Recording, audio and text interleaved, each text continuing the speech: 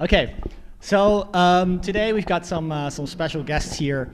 They're going to talk after me. I'm just going to kind of do the general introduction to Bitcoin and talk about a little bit, about what I think is important and try to kind of help you understand what this technology is and why you should pay attention to it.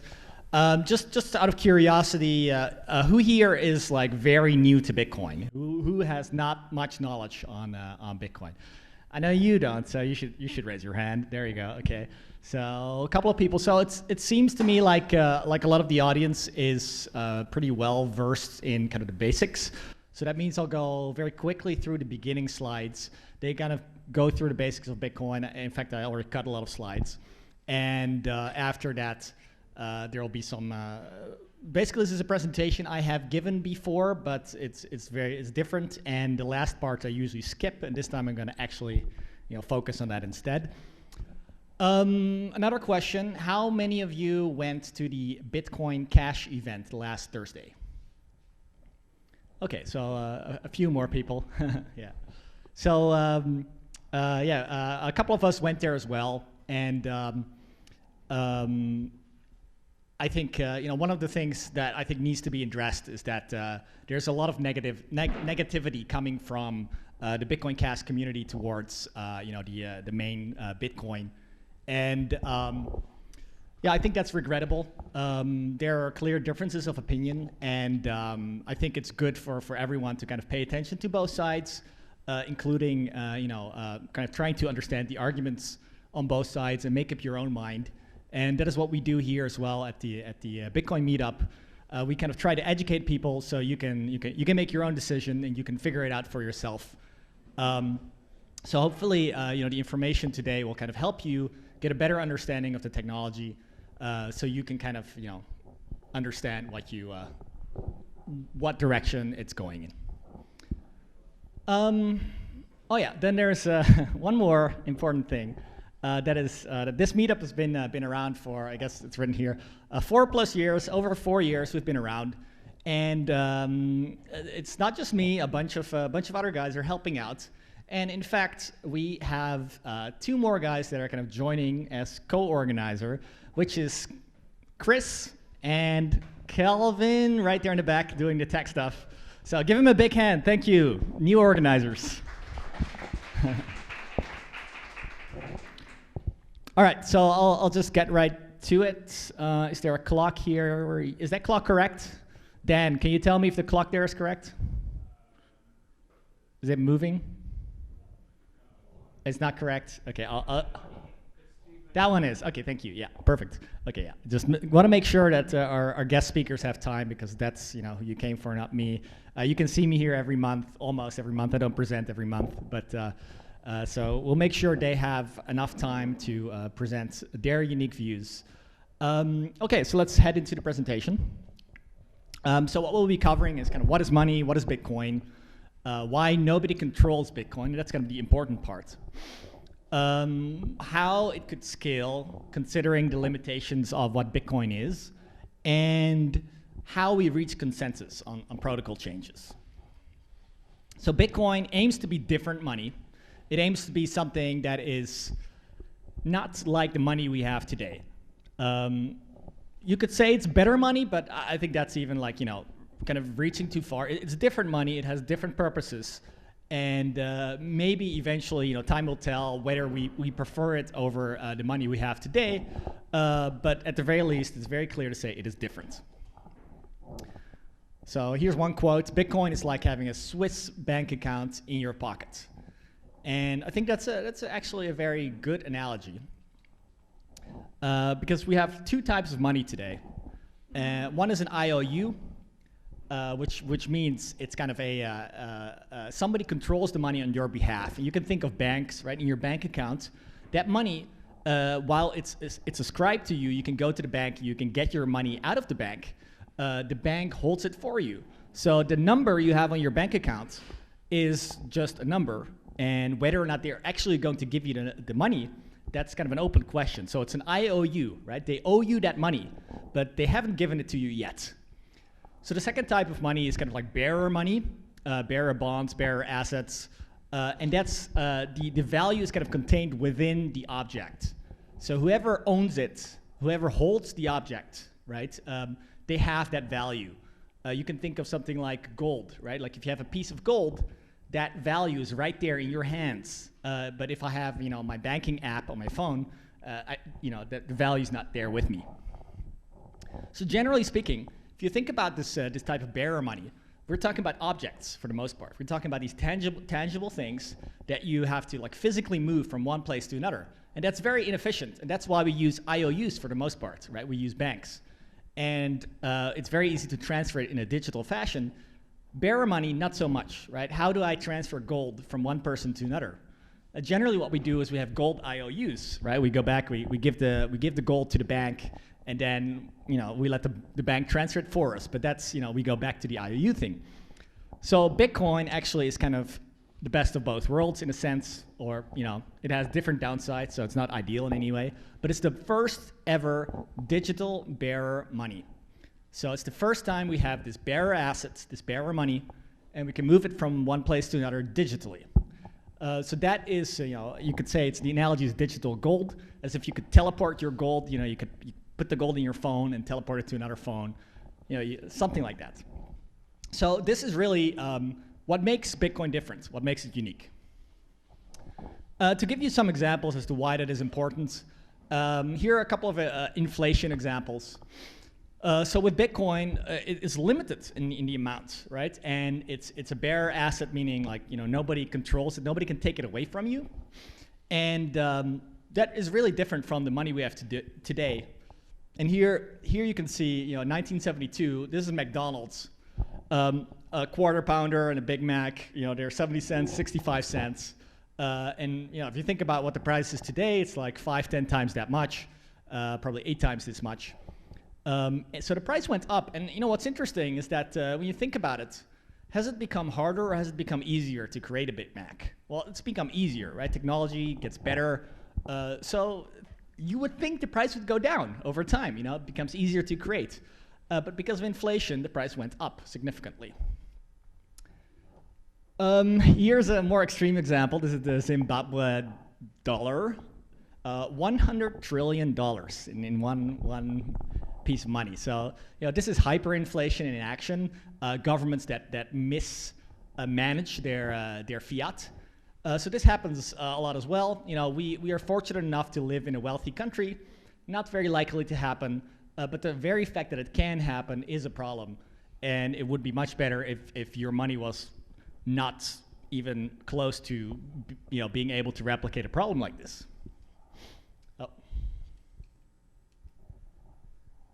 Yeah, so Bitcoin in short, digital bearer money, borderless. You can send it to anyone everywhere. Like there's no, it's not the money of Korea, it's not the money of another country. Anyone can use it anywhere. Inflation, not possible, and nobody can take it away from you. It's your Bitcoin, and nobody can go and say like, well, I am, taking that away, unless maybe they physically threaten you or something. But generally speaking, it's yours. But this all relies on the idea that nobody can control Bitcoin. If somebody can control Bitcoin, all these things don't exist. It goes back to being an IOU. If you send your Bitcoins and somebody can say, no, you are not allowed to send these Bitcoins. That means they essentially confiscated it. They essentially made your money valueless. So it's very similar to it being an IOU. Borderless currency. Why is it so difficult to send currencies from one country to another? Well, it's capital controls, right? So we could see something like that if Bitcoin could be controlled by governments. Inflation would be possible. Confiscation would be possible. So really, what we're talking about here is it has this one unique property that's really important, really valuable. Just because it's different. We're not talking about better. It's just different, and having a different type of money is always good. It relies on this one detail. Nobody can control Bitcoin. So how is that possible? How is it possible that nobody controls Bitcoin? Well, there are two key components to this. And I'm going to go through this relatively quickly. If you want more details, definitely come to one of our next meetups. We talk about this a lot. So there's the nodes. This is kind of software that everybody runs. And this allows you to check the entire history and verify that it's correct. So you can go and you can download the entire history, every transaction that's ever occurred, and you can see that every person signed off on it. When A sent money to B, A put their signature there and said, yes, I want to send it from A to B. And then from B to C, and from C to D, etc. You can check it all yourself by downloading the software, downloading the blockchain, verifying everything. Miners, they essentially help us to irreversibly decide the order in which transactions occur. Because even if you can verify that the history is correct, there could be multiple versions of that history. I could try to spend my money twice. I could try to send it to Chris, and I could try to send it to Calvin.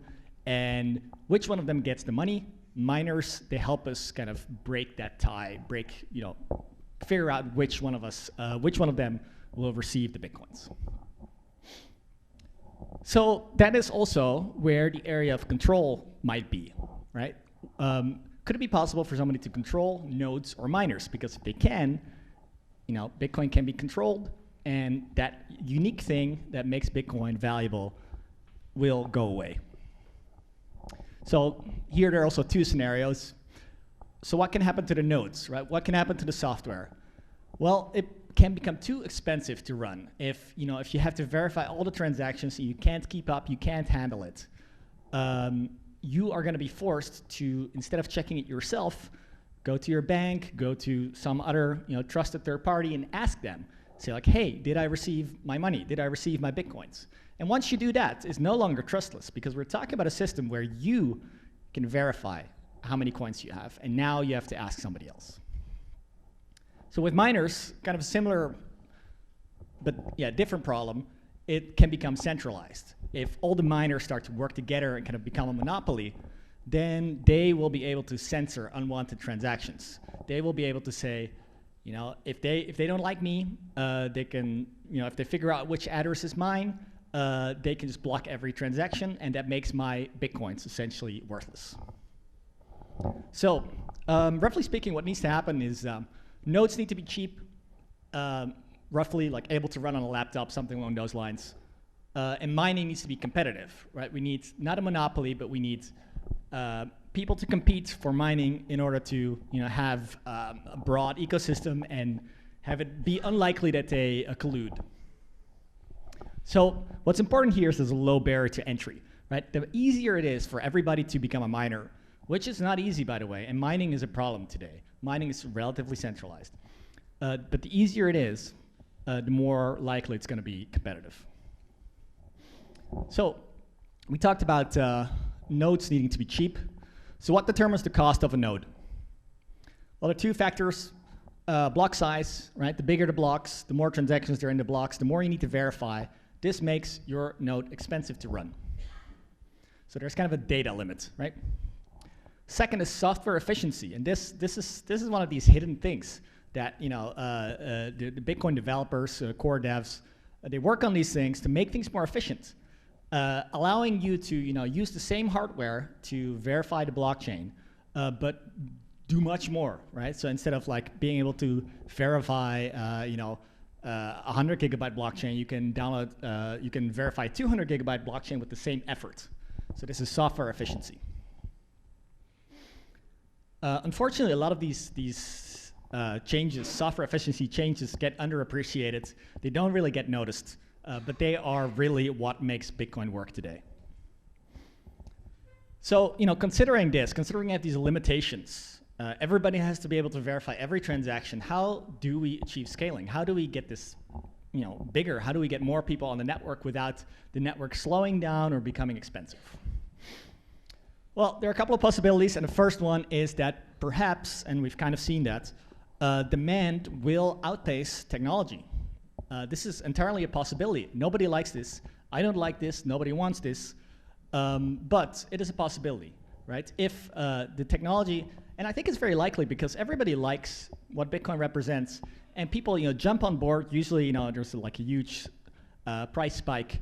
People jump on board, and they want in, but too many people do it at the same time, and it doesn't work, right? So what happens is fees go up. People want to use it, but fees get too high, and then people are like, oh, this is not working. It's too expensive. It's too slow. Or so this is not desirable, but we cannot change the laws of physics. We have to figure out better technology. We have to improve it, and there's no guarantee that we're going to improve it fast enough to keep up with demand. No guarantee. But we hope we can. We're trying. The more something becomes a problem, the harder people try. Right? That's generally how we solve problems in the world. The bigger the problem, the more people try to figure it out. So we can keep increasing software efficiency, like I mentioned. There are lots of proposals here from the core developers, Schnorr, Mast, very technical proposals. Not going to go into them. But very important, right, to increase the efficiency. We can grow block size with technology, right? Computers get better, so that means that every year, maybe every couple of years, you buy a new laptop, and that new laptop is going to be faster. So overall, you can kind of like expect people to be able to validate more. There's all kinds of technical issues with this, but this is something that, at least theoretically, is something we can look at. The 17% comes from the bandwidth growth. So there are lots of factors that limit it, right? So you have bandwidth, you have CPU, RAM, lots of factors. But bandwidth seems to be the one that's growing the slowest. So that's kind of the one you can kind of look at and say okay, we can maybe grow by 17% yearly, increase the block size, something like that. Unfortunately, most proposals at least do this as a hard fork, and that has a bunch of other issues, but that's a lot of other stuff to get into. And then there are second layer solutions. I don't know to what degree people here have heard of Lightning Network. So these are technologies that kind of try to leave the Bitcoin blockchain alone, in a sense, and kind of put a layer on top of it, and take the transactions off of the blockchain and move them. And then once the transactions have moved from person to person to person, you kind of move back into the blockchain. And this kind of technology can kind of alleviate the pressure on the main Bitcoin blockchain itself. So these are very interesting technologies. Lightning in particular, it comes with its own limitations, but in general, for low fee transactions, it's very quick, it's very efficient. A lot of technical details that need to be worked out. Lightning is not, it's functional, but not very user-friendly today. Sidechains, also yet another thing that kind of needs to be worked out, but also interesting to kind of pay attention to, in my opinion. So, these are all ideas and solutions, but they need to be implemented somehow, right? They need to get into the main protocol. And this is kind of the main thing that I want to talk about today. How do we agree on these protocol changes? How do we get people to accept a change? And this is tricky because we have a decentralized system. And in this decentralized system, there's no leader, right? There's not somebody who we can kind of follow and say oh, he's going to tell us, and we're just going to do what he says. Because that would not be decentralized. So how can we improve Bitcoin? Well, not all improvements require rule changes. Some of them are kind of so-called non-consensus rules. And this is efficiency improvements, things like that. They don't really change the structure of the blockchain. So those can be made very, very easily, generally speaking. Some changes are backwards compatible. We call these soft forks. They are also kind of an interesting way to make changes that, generally speaking, don't really affect the average user. So the thinking there is, if we make a change that the existing users will not be bothered by, right? If I don't upgrade, my node will run the same way it has always run, then you can assume that nobody has any objections to it, right? Because it doesn't affect you. It only gives new features to the people who do want to upgrade. The people who don't, they don't get affected. Yeah, so some changes, they do require everyone to upgrade, and this would be a hard fork. So, I know I'm going a little quickly, and I know not everybody knows these words, soft fork and hard fork, but generally speaking, if you want to make a big change, that means that everybody has to agree, everybody has to update their software, and if they don't do this, then it splits the network. Then you get two networks, right? If only a subgroup says like, oh, we are going to change this rule, and everybody else doesn't do it, now you're on a different network. And that's kind of what we've seen happening with a lot of these altcoins, with Bitcoin Cash, Bitcoin Gold, Bitcoin Diamond. There are too many to name these days, but essentially they deliberately made this network split. So here's an important point. Bitcoin is not a democracy. We're not voting together to move forward in a certain direction, because in the democracy assumes that you are going to do something against the will of the minority. So imagine if you're a user of the Bitcoin network, and the majority decides to confiscate your money, for example. I mean, ridiculous idea, right? But if you had a democracy, you could vote, and 51% said, "Whoa, we're going to take this guy's money," or "We're going to take, Satoshi Nakamoto's money." Right? That's not really something that should be possible. And the way Bitcoin functions is that even if you are 1%, right? Even if 99% is against you, all they can do is move away from you, right? They can fork, they can change the network, and they can move away. But as long as you run your full node, your rules of your Bitcoin network will be guaranteed. And it will be a small network. It will maybe be a bad network. Maybe you don't like that network anymore because all the other people left. But nobody forced you, right? People only stopped cooperating with you.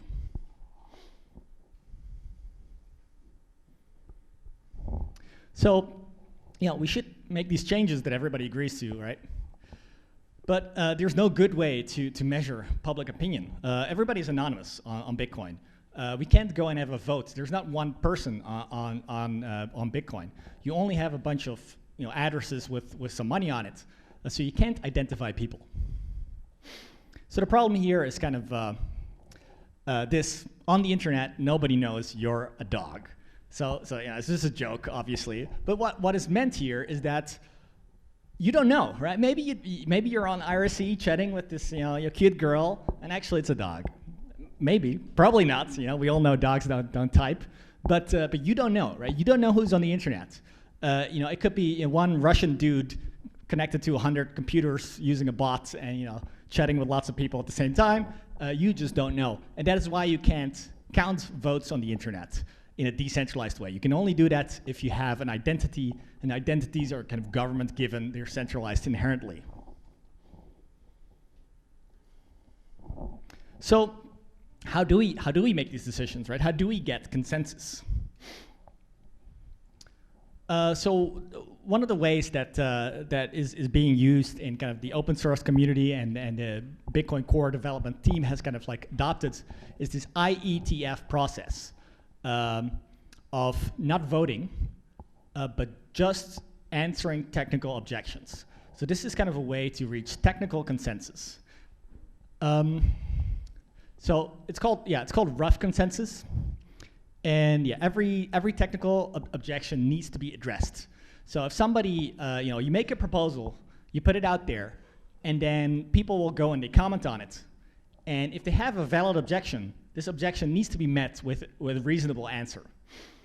And once you've done that, once you've gone through that process, you end up with a bunch of suggestions and a bunch of objections, and you kind of pick the best one. You pick the one that doesn't have any remaining outstanding objections, and everybody kind of agrees with on a technical level, and you go with that one. So this makes it more objective. This makes it more objective to make decisions. However, it's very technical, right? So not everybody can review these decisions. There's expertise required. So I think this is about the best we can get, and this is also kind of why I focus on education, especially because we have Bitcoin being a very new currency, and we need people to kind of be involved in this process. Essentially, the thinking here is that if you're an average person, you might not be willing to participate in this, but you can go in and you can verify this, right? You can go in, you can go to the core Bitcoin core chat rooms, a mailing list. You can read their proposals. You can see how they are following this rough consensus method, And you can come to the conclusion that they are indeed doing this. Right? They are making sure that there are no outstanding objections and that everybody is technically satisfied. And even then, there could be somebody and they say like, well, my religion doesn't allow a blockchain to have certain data. That's not a technical objection, right? That's a personal objection, and that's not something we can address. If you want something like that, you can still get it by forking away from everybody else. But it's not something that is going to be very likely to have mass consensus.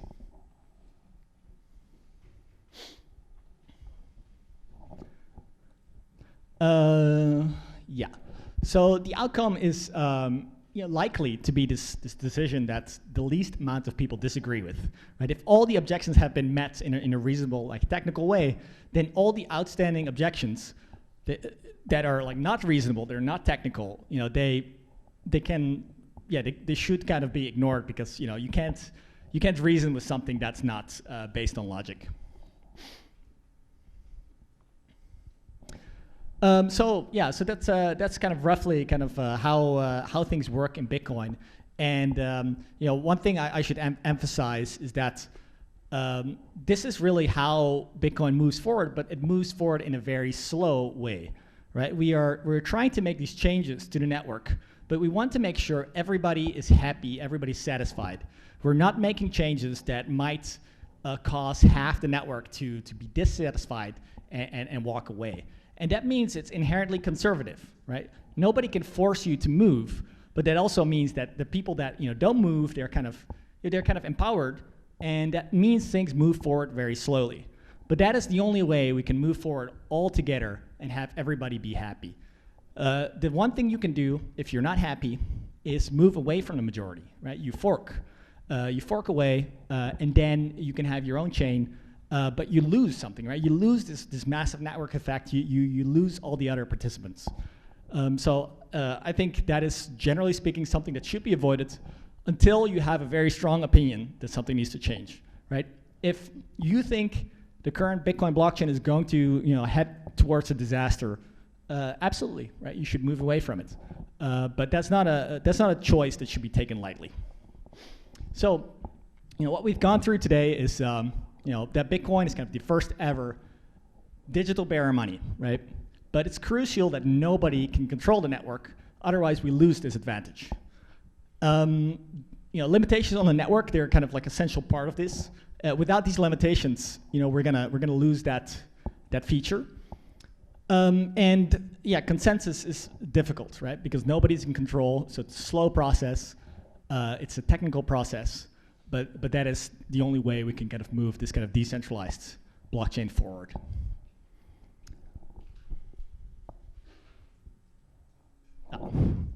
So to kind of end with a lighter note, this is kind of like one of the maybe too idealistic views of maybe one day we'll get to this point where everybody is using something like Bitcoin, right?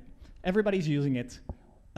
And you don't have to trade it back and forth. You don't go from fiat to Bitcoin, from Bitcoin to fiat. You're just using Bitcoin. And if we'll ever get there, maybe not. I think either way, it's valuable because it's different. But this is maybe something at least to make you think about what might be possible. A few practical tips for people who have not. Who have no knowledge about this and kind of just they're like, oh, what is this Bitcoin thing? How do I play around with it? Generally speaking, what you do is you get a wallet app. You go on your phone. You search for a Bitcoin wallet. One that I recommend is called Greenbits. That's a good one.